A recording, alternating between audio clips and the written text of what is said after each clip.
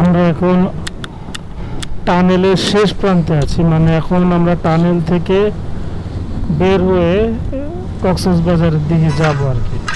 তো দেখেন কি বিশাল টানেল, কি বিশাল ব্যাপার স্যাপার। হ্যাঁ, কত সুন্দর রাস্তা, টানেলের ভিতরে কোনো যানজট নাই, পুরো পরিষ্কার টানেল, এবং টানেলের ভিতরে এক্সস্ট ফ্যান লাগানো আছে যাতে চালকরা অক্সিজেন, পর্যাপ্ত পরিমাণ অক্সিজেন পাইতে পারে।